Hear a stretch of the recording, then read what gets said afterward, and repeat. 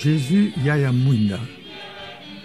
Nous apprenons la vie de Jésus d'abord par le témoignage de Jean-Baptiste. Voici le témoignage de Jean quand les Juifs lui envoyèrent de Jérusalem des prêtres et des Lévites pour lui demander « Qui es-tu » Il ne refusa pas de répondre. Il déclara ouvertement « Je ne suis pas le Christ ». Le lendemain, voyant Jésus venir vers lui, Jean déclara « Voici l'agneau de Dieu qui enlève le péché du monde.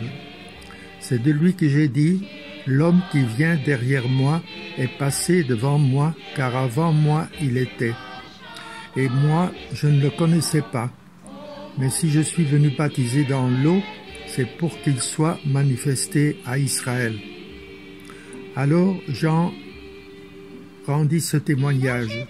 « J'ai vu l'Esprit descendre du ciel comme une colombe, et il demeura sur lui. Et moi, je ne le connaissais pas. Mais celui qui m'a envoyé baptiser dans l'eau m'a dit, « Celui sur qui tu verras l'Esprit descendre et demeurer, celui-là baptise dans l'Esprit Saint. Moi j'ai vu et je rends témoignage, c'est lui le Fils de Dieu. » Nous apprenons la vie de Jésus lui-même. Nous lisons dans Jean 8. De nouveau, Jésus leur parla. « Moi je suis la lumière du monde.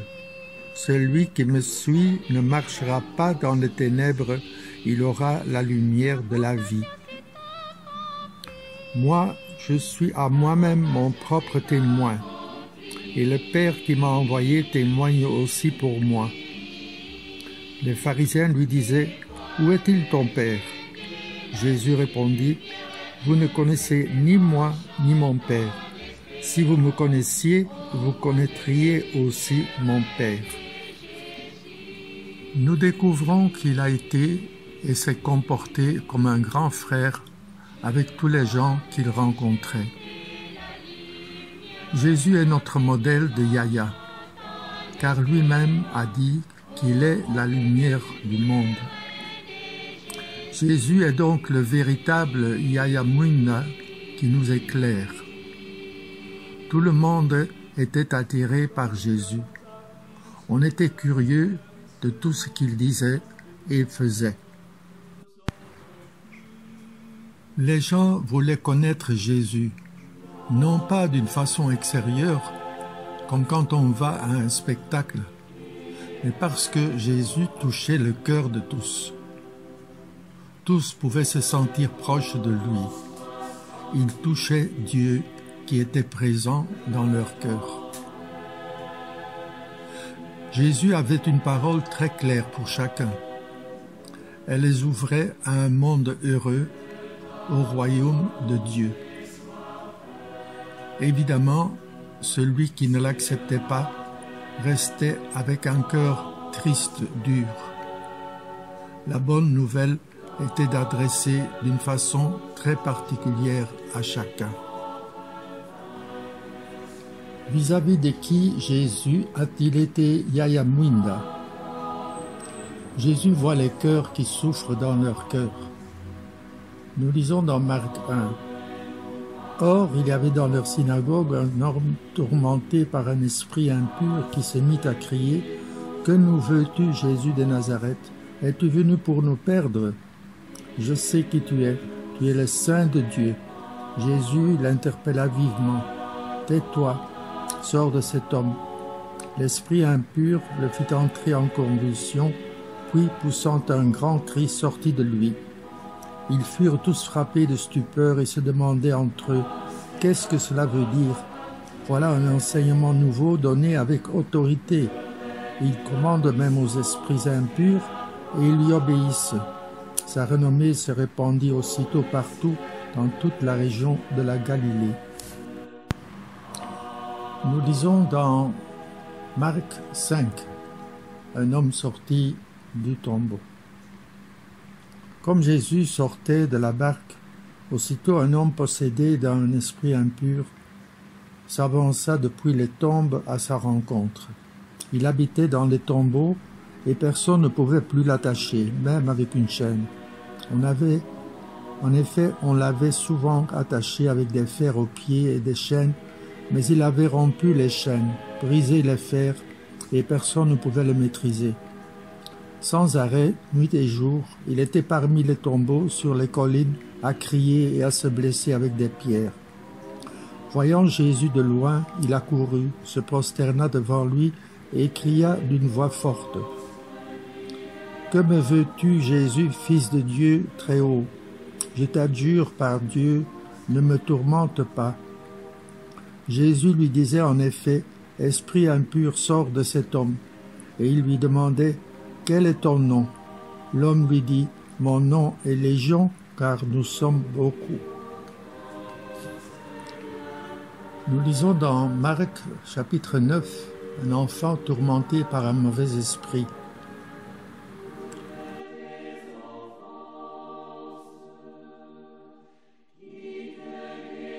Quelqu'un dans la foule lui répondit, « Maître, je t'ai amené mon fils. Il est possédé par un esprit qui le rend muet. Cet esprit s'empare de lui n'importe où. Il le jette par terre, l'enfant écume, grince des dents et devient tout raide. J'ai demandé à tes disciples d'expulser cet esprit, mais ils n'ont pas été capables. » Prenant la parole, Jésus leur dit, « Génération incroyante, combien de temps resterai-je auprès de vous? Combien de temps devrais-je vous supporter? Amenez-le-moi. » On le lui amena. Dès qu'il vit Jésus, l'esprit fit entrer l'enfant en convulsion. L'enfant tomba et se roulait par terre en écumant. Jésus interrogea le père. « Depuis combien de temps cela lui arrive-t-il » Il répondit, « Depuis sa petite enfance. Et souvent il a même jeté dans le feu ou dans l'eau pour le faire périr. Mais si tu peux faire quelque chose, viens à notre secours par compassion envers nous. » Jésus lui déclara, « Pourquoi dire si tu peux? Tout est possible pour celui qui croit. » Aussitôt le père de l'enfant s'écria, « Je crois. Viens au secours de mon manque de foi. » Jésus vit que la foule s'attroupait. Il menaça l'esprit impur en lui disant, « Esprit qui rend muet et sourd, je te l'ordonne, sors de cet enfant et n'y rentre plus jamais. » Ayant poussé des cris et provoqué des convulsions, l'esprit sortit. L'enfant devint comme un cadavre, de sorte que tout le monde disait, « Il est mort. » Mais Jésus, lui saisissant la main, le releva et il se mit debout. Marc 3. Les foules viennent de partout. Jésus chasse les mauvais esprits. Jésus se retira avec ses disciples près de la mer et une grande multitude de gens venus de la Galilée le suivirent. De Judée, de Jérusalem, d'Idumée, de Transjordanie et de la région de Tyr et de Sidon vinrent aussi à lui une multitude de gens qui avaient entendu parler de ce qu'il faisait. Il dit à ses disciples de tenir une barque à sa disposition pour que la foule ne l'écrase pas, car il avait fait beaucoup de guérisons, si bien que tous ceux qui souffraient de quelque mal se précipitaient sur lui pour le toucher. Et lorsque les esprits impurs le voyaient, ils se jetaient à ses pieds et criaient, « Toi, tu es le Fils de Dieu. » Mais il leur défendait vivement de le faire connaître. Jésus a pitié de ceux qui souffrent physiquement. Il les libère du mal physique, mais aussi il guérit l'homme en profondeur, son cœur. Nous lisons d'abord dans Marc 1. Aussitôt sortis de la synagogue, ils allèrent avec Jacques et Jean dans la maison de Simon et d'André. Or, la belle-mère de Simon était au lit. Elle avait de la fièvre. Aussitôt on parla à Jésus de la malade. Jésus s'approcha, la saisit par la main et la fit lever. La fièvre la quitta et elle les servait. Nous continuons avec un lépreux qui vint vers Jésus. Un lépreux vient auprès de lui. Il le supplie et, tombant à ses genoux, il lui dit « Si tu le veux, tu peux me purifier. » Saisi de compassion, Jésus étendit la main, le toucha et lui dit « Je le veux, sois purifié. » À l'instant même, la lèpre le quitta et il fut purifié. Avec fermeté, Jésus le renvoya aussitôt en lui disant « Attention, ne dis rien à personne, mais va te montrer au prêtre et donne pour ta purification ce que Moïse a prescrit dans la loi. Ce sera pour les gens un témoignage. » Une fois parti, cet homme se mit à proclamer et à répandre la nouvelle, de sorte que Jésus ne pouvait plus entrer ouvertement dans une ville, mais restait à l'écart dans des endroits déserts. De partout, cependant, on venait à lui. Ensuite, le paralytique amené à Jésus. Nous lisons.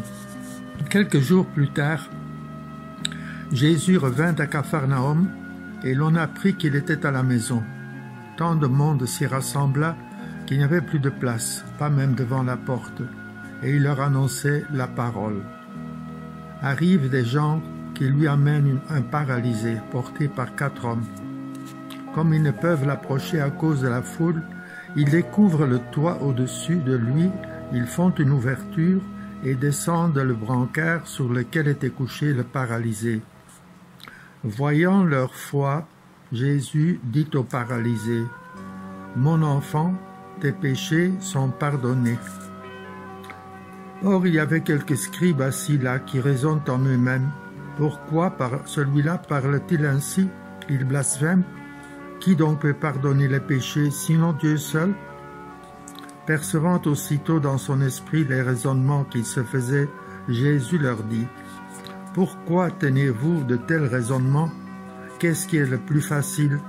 Dire à ce paralysé, « Tes péchés sont pardonnés » ou bien lui dire, « Lève-toi, prends ton brancard et marche. » Eh bien, pour que vous sachiez que le Fils de l'homme a autorité pour pardonner les péchés sur la terre, Jésus s'adressa au paralysé, « Je te le dis, lève-toi, prends ton brancard et rentre à la maison. » Il se leva, prit aussitôt son brancard et sortit devant tout le monde. Tous étaient frappés de stupeur et rendaient gloire à Dieu en disant « Nous n'avons jamais vu rien de pareil. » Puis, en Marc 3, un homme à la main paralysée. Ça se passe dans la synagogue. Nous lisons. Jésus entra de nouveau dans la synagogue. Il y avait là un homme dont la main était atrophiée. On observait Jésus pour voir s'il le guérirait le jour du sabbat, ceci afin de pouvoir l'accuser. Il dit à l'homme qui avait la main atrophiée, « Lève-toi, viens au milieu. » Et s'adressant aux autres, « Est-il permis le jour du sabbat de faire le bien ou de faire le mal, de sauver une vie ou de tuer ?» Mais eux se taisaient. Alors, promenant sur eux un regard de colère, navré de l'endurcissement de leur cœur, il dit à l'homme, « Étends la main. » Il l'étendit, et sa main redevint normale. Une fois sortis, les pharisiens se réunirent en conseil avec les partisans d'Hérode contre Jésus pour voir comment le faire périr. Ensuite, l'histoire de la femme qui avait des pertes de sang. Marc chapitre 5. Nous lisons. Or, une femme qui avait des pertes de sang depuis 12 ans, elle avait beaucoup souffert du traitement de nombreux médecins et elle avait dépensé tous ses biens, sans avoir la moindre amélioration. Au contraire, son état avait plutôt empiré. Cette femme donc, ayant appris de ce qu'on disait de Jésus, vint par derrière dans la foule et toucha son vêtement. Elle se disait, en effet, si je parviens à toucher seulement son vêtement, je serai sauvée. À l'instant, l'hémorragie s'arrêta, et elle ressentit dans son corps qu'elle était guérie de son mal. Aussitôt Jésus se rendit compte qu'une force était sortie de lui. Il se retourna dans la foule et il demandait « Qui a touché mes vêtements ?» Ses disciples lui répondirent « Tu vois bien la foule qui t'écrase et tu demandes qui m'a touché. » Mais lui regardait tout autour pour voir celle qui avait fait cela. Alors la femme, saisie de crainte et toute tremblante, sachant ce qui lui était arrivé, vint se jeter à ses pieds et lui dit toute la vérité. Jésus lui dit alors, « Ma fille, ta foi t'a sauvée, va en paix et sois guérie de ton mal. » Un sourd-muet amené par les autres à Jésus. Nous lisons dans Marc. Des gens lui amènent un sourd qui avait aussi de la difficulté à parler et supplie Jésus de poser la main sur lui. Jésus l'amène à l'écart, loin de la foule, lui mit les doigts dans les oreilles et avec sa salive lui toucha la langue. Puis, les yeux levés au ciel, il soupira et lui dit « Ephata », c'est-à-dire « Ouvre-toi ». Ses oreilles s'ouvrirent, sa langue se délia, et il parlait correctement. Alors Jésus leur ordonna de ne rien dire à personne. Mais plus il lui donnait cet ordre, plus ceux-ci le proclamaient. Extrêmement frappé, il disait « Il a bien fait toutes choses.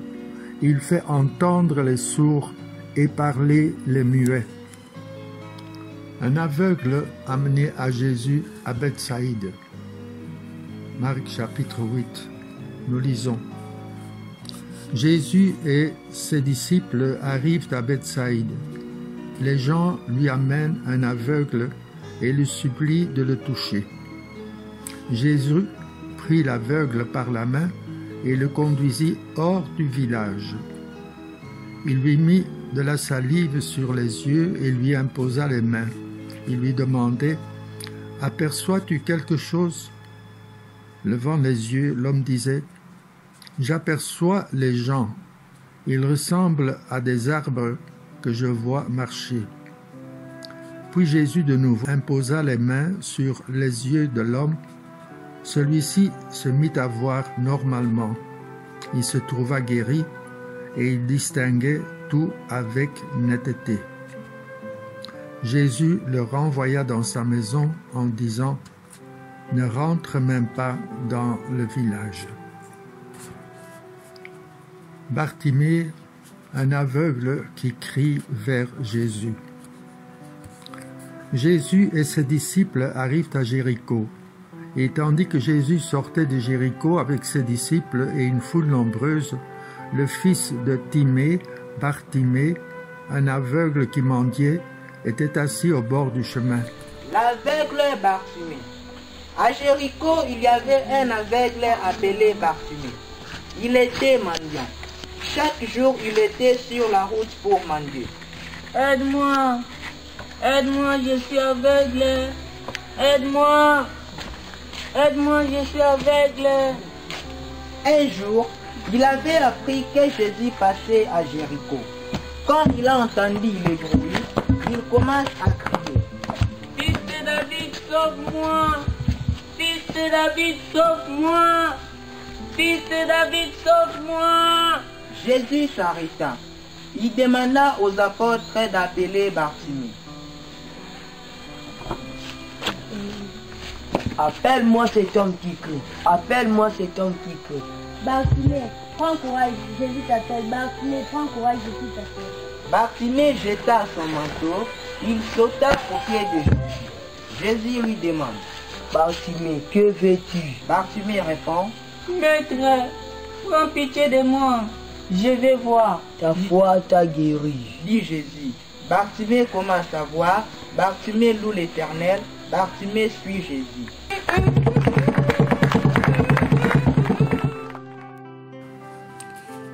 Jésus aime spécialement les enfants. Jésus dit que le royaume des cieux est à ceux qui leur ressemblent. En Matthieu 18, 10, « Gardez-vous de mépriser un seul de ces petits, car je vous le dis, leurs anges dans les cieux voient sans cesse la face de mon Père qui est aux cieux. » On dirait que les enfants suivent Jésus partout. Nous lisons dans Saint Matthieu 21, « Des aveugles et des boiteux s'approchèrent de lui dans le temple, et il les guérit. Les grands prêtres et les scribes s'indignèrent quand ils virent les actions étonnantes qu'il avait faites, et les enfants qui criaient dans le temple « Hosanna au fils de David ». Ils dirent à Jésus, « Tu entends ce qu'ils disent ?»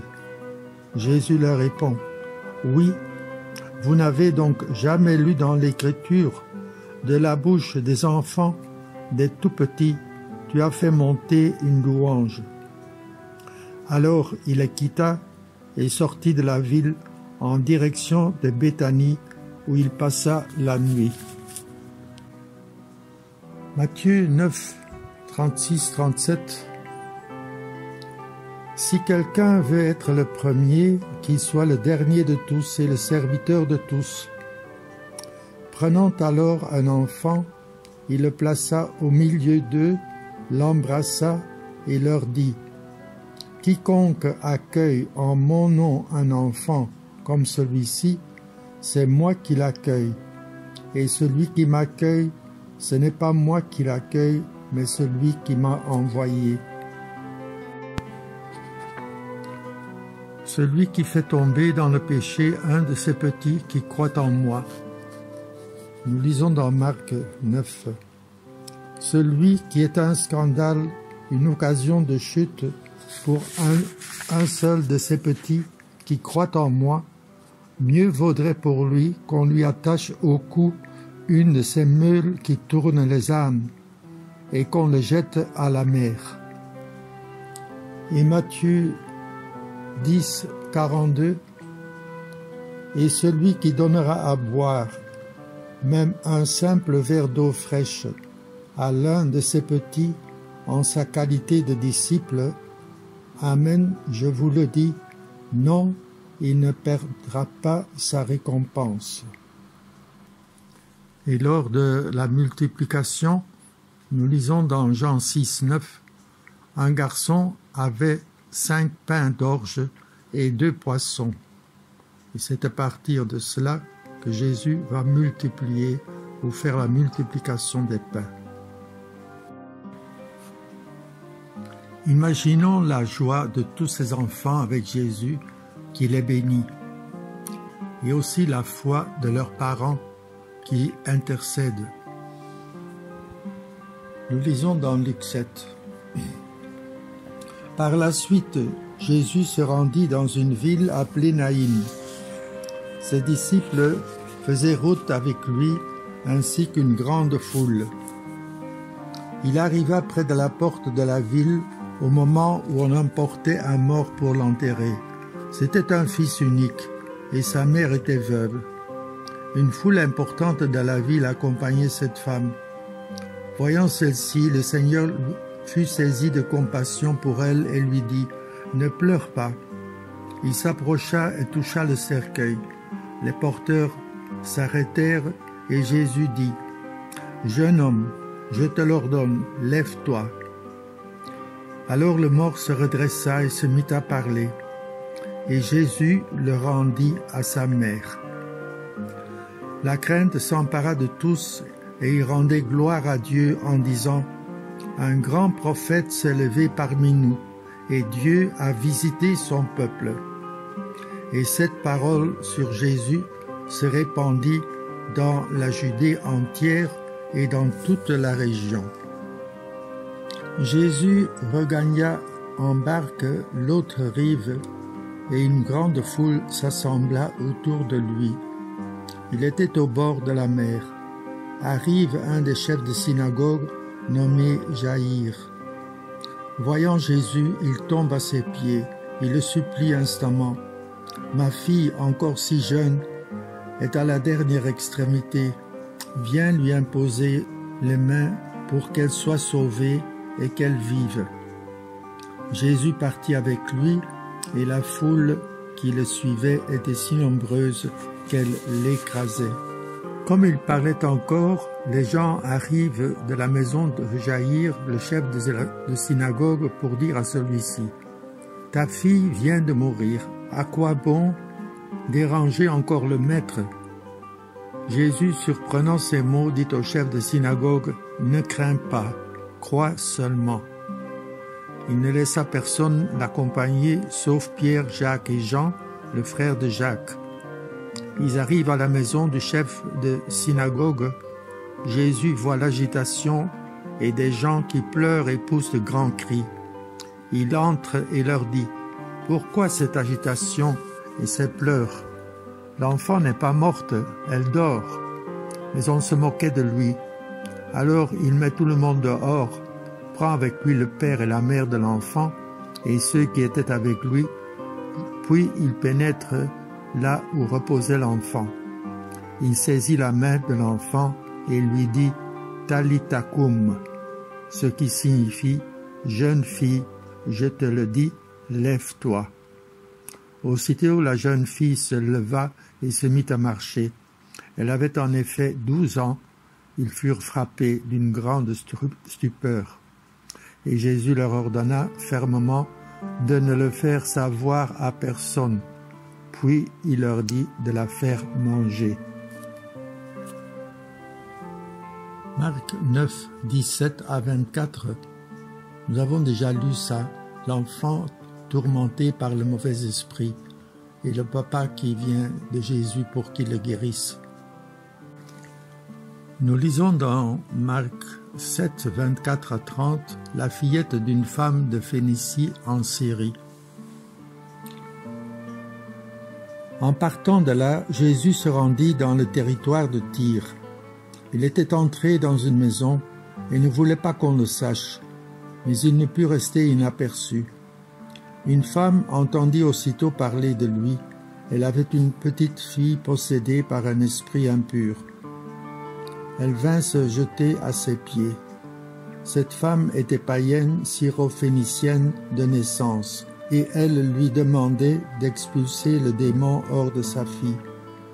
Il lui disait: « Laisse d'abord les enfants se rassasier, car il n'est pas bien de prendre le pain des enfants et de le jeter aux petits chiens. » Mais elle lui répliqua: « Seigneur, les petits chiens sous la table mangent bien les miettes des petits enfants. » Alors il lui dit: « À cause de cette parole, va, le démon est sorti de ta fille. » Elle rentra à la maison et elle trouva l'enfant étendu sur le lit.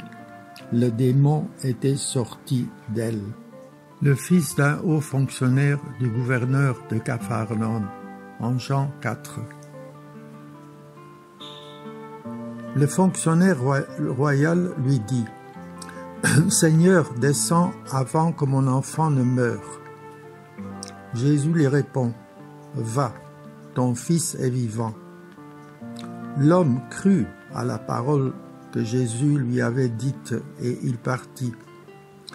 Pendant qu'il descendait, ses serviteurs arrivèrent à sa rencontre et lui dirent que son enfant était vivant.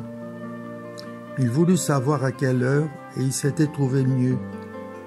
Ils lui dirent: « C'est hier à la 7e heure, au début de l'après-midi, que la fièvre l'a quitté. » Le père se rendit compte que c'était justement l'heure où Jésus lui avait dit: « Ton fils est vivant. » Alors il crut, lui, ainsi que tous les gens de sa maison.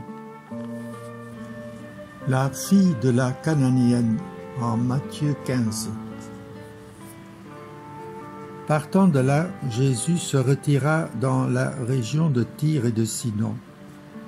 Voici qu'une Cananéenne, venue de ces territoires, disait en criant: « Prends pitié de moi, Seigneur, fils de David.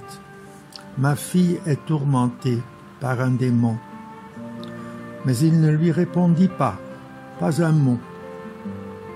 Les disciples s'approchèrent pour lui demander « Renvoie-la, car elle nous poursuit de ses cris. » Jésus répondit « Je n'ai été envoyé qu'aux brebis perdues de la maison d'Israël. » Mais elle vint se prosterner devant lui en disant « Seigneur, viens à mon secours. » Il répondit « Il n'est pas bien de prendre le pain des enfants et de le jeter aux petits chiens. » Elle reprit « Oui, Seigneur, mais justement, les petits chiens mangent les miettes qui tombent de la table de leur maître. » Jésus répondit « Femme, grande est ta foi, que tout se passe pour toi comme tu le veux. » Et à l'heure même, sa fille fut guérie.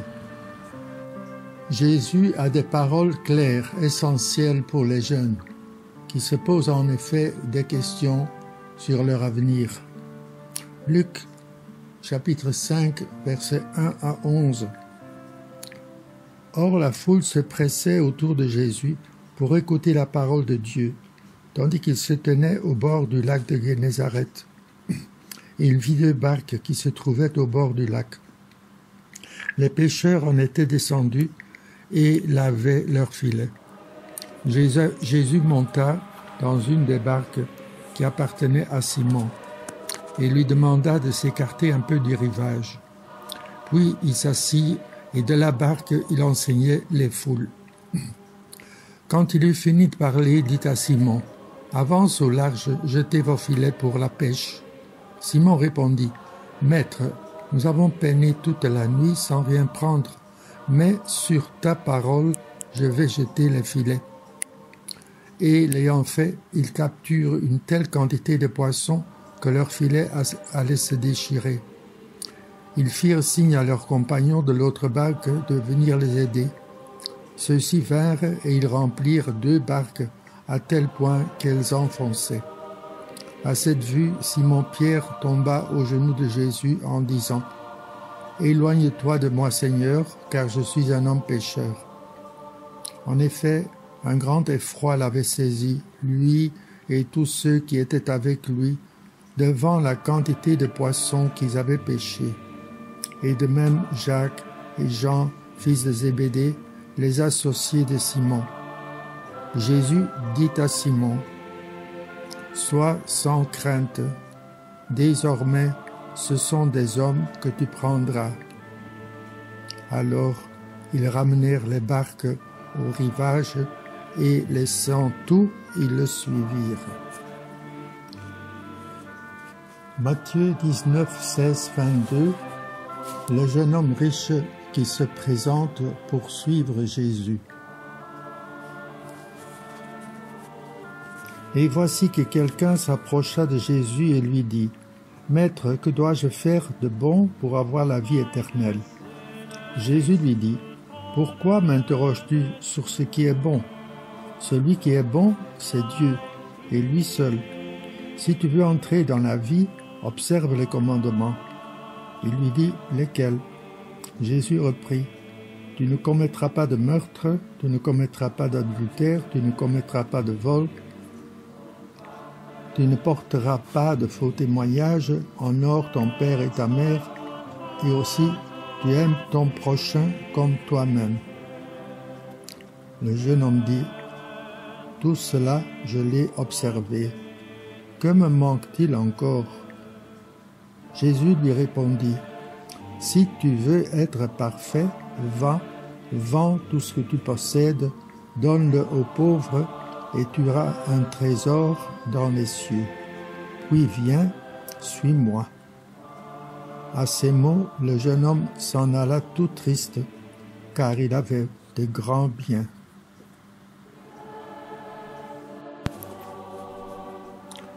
Jésus emploie des situations que les jeunes comprennent pour faire comprendre d'autres réalités du royaume des dieux. Luc 15, 11, 32, le fils perdu est retrouvé pardonné. Jésus dit encore, un homme avait 2 fils. Le plus jeune dit à son père, « Père, donne-moi la part de fortune qui me revient. » Et le père leur partagea ses biens. Peu de jours après, le plus jeune rassembla tout ce qu'il avait et partit pour un pays lointain où il délapida sa fortune en menant une vie de désordre. Il avait tout dépensé quand une grande famine survint dans ce pays et il commença à se trouver dans le besoin. Il alla s'engager auprès d'un habitant de ce pays qui l'envoya dans ses champs garder le porc.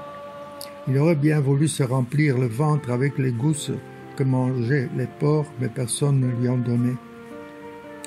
Alors il entra en lui-même et se dit, « Combien d'ouvriers mon père ont du pain en abondance, et moi ici je meurs. Je me lèverai, j'irai vers mon père, et je lui dirai, « Père, j'ai péché contre le ciel et envers toi.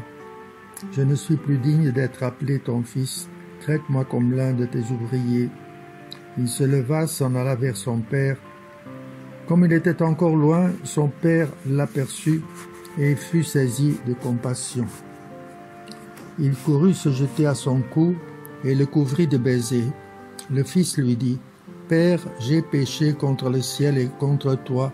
Je ne suis plus digne d'être appelé ton fils. » Mais le père dit à ses serviteurs, « Vite, apportez le plus beau vêtement pour l'habiller. Mettez-lui une bague au doigt et des sandales aux pieds. Allez chercher le veau gras, tuez-le, mangeons et festoyons, car mon fils, voilà, était mort et il est revenu à la vie. Il était perdu et il est retrouvé. » Et ils commencèrent à festoyer. Or le fils aîné était au champ. Quand il revint et fut près de la maison, il entendit la musique et les danses.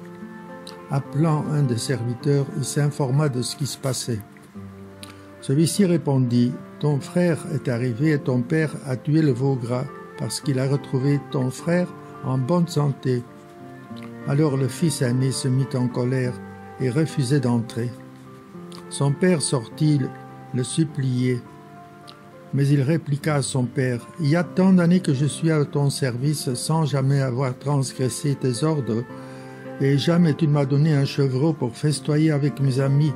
Mais quand ton fils, que voilà, est revenu, après avoir dévoré ton bien avec des prostituées, tu as fait tuer pour lui le veau gras. » Le père répondit, « Toi, mon enfant, tu es toujours avec moi, et tout ce qui est à moi est à toi. Il fallait festoyer et se réjouir, car ton frère, que voilà, était mort, et il est revenu à la vie. Il était perdu, et il est retrouvé. »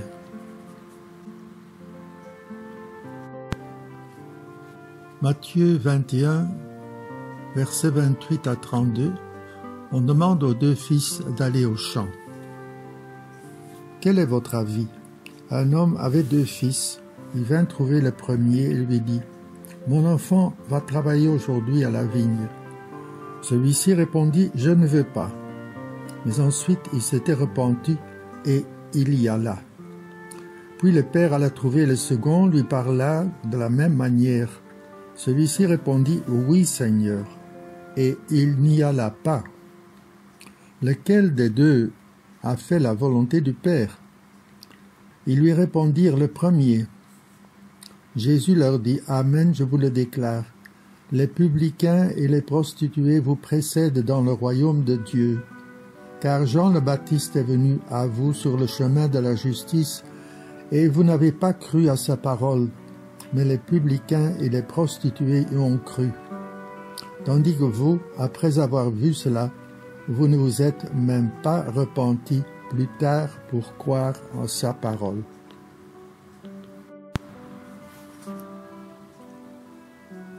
Matthieu 25, 1 à 13. Les 10 jeunes filles et leurs lampes. Jésus connaît les jeunes et leur réaction. Alors le royaume des cieux sera comparable à 10 jeunes filles, invitées à des noces, qui prirent leurs lampes pour sortir à la rencontre de l'époux. 5 d'entre eux étaient insouciantes et 5 étaient prévoyantes. Les insouciantes avaient pris leurs lampes sans emporter d'huile, tandis que les prévoyantes avaient pris avec leurs lampes des flacons d'huile. Comme l'époux tardait, elles s'assoupirent toutes et s'endormirent. Au milieu de la nuit, il y eut un cri. « Voici l'époux, sortez à sa rencontre. » Alors toutes ces jeunes filles se réveillent et se mirent à préparer leurs lampes. Les insouciantes demandèrent aux prévoyantes « Donnez-nous de votre huile, car nos lampes s'éteignent. » Les prévoyantes leur répondirent « Jamais cela ne suffira pour nous et pour vous. Allez plutôt chez le marchand, vous en achetez. » Pendant qu'elles allaient en acheter, l'époux arriva. Celles qui étaient prêtes entrèrent avec lui dans la salle des noces, et la porte fut fermée. Plus tard, les autres jeunes filles arrivèrent à leur tour et dirent « Seigneur, Seigneur, ouvre-nous » Il leur répondit « Amen, je vous le dis, je ne vous connais pas. Veillez donc, car vous ne savez ni le jour ni l'heure. » Jésus est au bord du lac, un texte que nous avons déjà lu. Marc 3, 7, 12, il dit à ses disciples de tenir une barque à sa disposition pour que la foule ne l'écrase pas, car il avait fait beaucoup de guérisons, si bien que tous ceux qui souffraient de quelque chose se précipitaient pour le toucher. Dans Marc, les chapitres 5 à 7 et le sermon sur la montagne, il y a différents sujets dont il parle. Il y a d'abord les béatitudes. Heureux les cœurs pauvres, car le royaume des cieux est à eux. Heureux ceux qui pleurent. Et puis, il y a le texte sur le sel de la terre et la lumière du monde. Vous êtes le sel de la terre, mais si le sel devient fade, comment lui rendre la sauveur? Il ne vaut plus rien. Vous êtes la lumière du monde. Ville située sur la montagne ne peut être cachée. Et puis, ne pensez pas que je suis venu abolir la loi ou les prophètes. Je ne suis pas venu abolir, mais accomplir. Et encore, vous avez appris qu'il a été dit aux anciens « Tu ne commettras pas de meurtre ». Eh bien, moi je vous dis, tout homme qui se met en colère contre son frère devra passer en jugement. Il faudra se réconcilier avec l'ennemi, laisser l'offrande devant l'autel et d'abord se réconcilier avec le frère. Et puis, le perfectionnement de l'amour. Vous avez appris qu'il a été dit œil pour œil, dent pour dent. Eh bien, moi je vous dis de ne pas riposter aux méchants, mais si quelqu'un te gifle sur la joue droite, tends-lui encore l'autre. Matthieu 6, 34. Ne vous faites pas de soucis pour demain. Demain aura souci de lui-même. À chaque jour suffit sa peine. Vis-à-vis des maîtres de la loi, des pharisiens et des sadducéens, Jésus n'est pas doux. Jésus se mit à leur parler en parabole. Un homme planta une vigne, il l'entoura d'une clôture, il creusa un pressoir et y bâtit une tour de garde. Puis il loua cette vigne à des vignerons et partit en voyage. Le moment venu, il envoya un serviteur auprès des vignerons pour se faire remettre par eux ce qui lui revenait des fruits de la vigne. Mais les vignerons se saisirent du serviteur, le frappèrent et le renvoyèrent les mains vides. De nouveau, il leur envoya un autre serviteur, et celui-là, ils l'assommèrent et l'humilièrent. Il en envoya encore un autre, et celui-là, ils le tuèrent, puis beaucoup d'autres serviteurs. Ils frappèrent les uns et tuèrent les autres. Il lui restait encore quelqu'un, son fils bien-aimé. Il l'envoya vers eux en dernier, en se disant « Ils respecteront mon fils ». Mais ces vignerons-là se dirent entre eux « Voici l'héritier, allons-y, tuons-le, et l'héritage va être à nous. » Ils se saisirent de lui, le tuèrent et le jetèrent hors de la vigne. Que fera le maître de la vigne? Il viendra faire périr les vignerons et donnera la vigne à d'autres. N'avez-vous pas lu ce passage de l'Écriture? La pierre qu'ont rejetée les bâtisseurs est devenue la pierre d'angle. C'est là l'œuvre du Seigneur, la merveille devant nos yeux. Les chefs du peuple cherchaient à arrêter Jésus, mais ils eurent peur de la foule. Ils avaient bien compris en effet qu'il avait dit la parabole à leur intention. Ils le laissèrent donc et s'en allèrent. Nous lisons dans le chapitre 23 de saint Matthieu.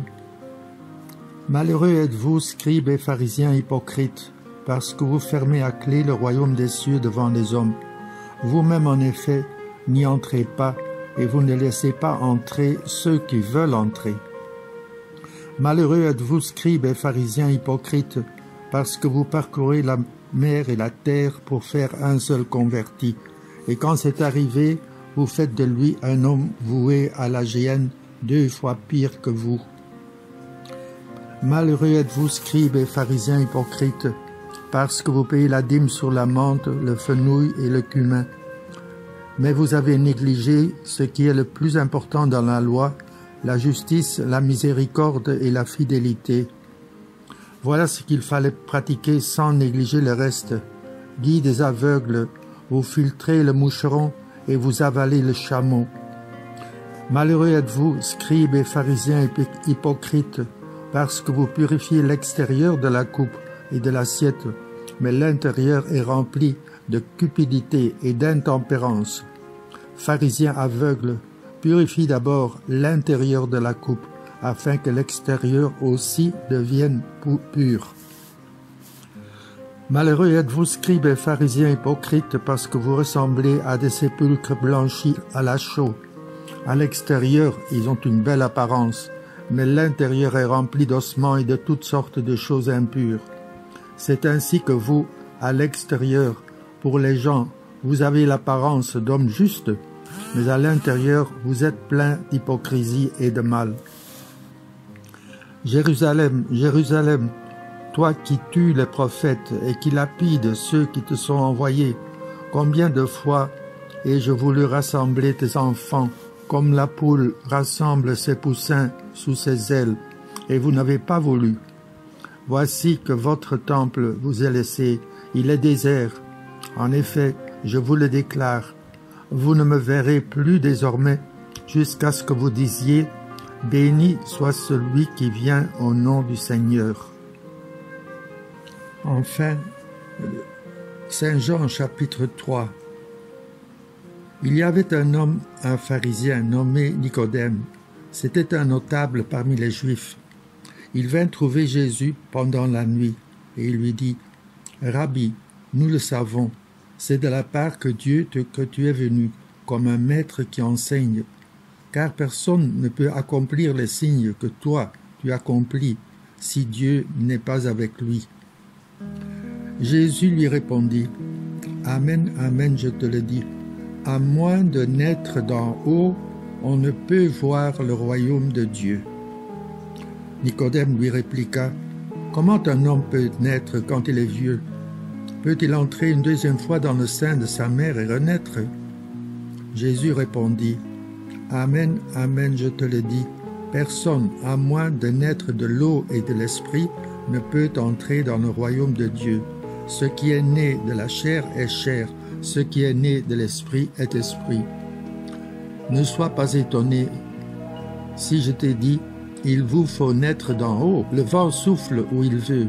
Tu entends sa voix, mais tu ne sais ni d'où il vient, ni où il va.